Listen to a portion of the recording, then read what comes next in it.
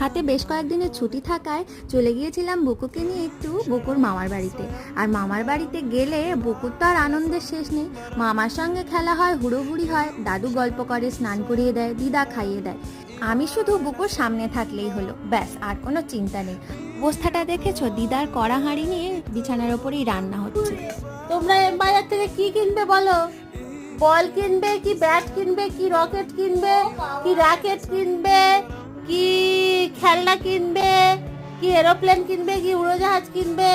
কি কিনবে তোমরা? উড়োজাহাজ কিনো, শোন না।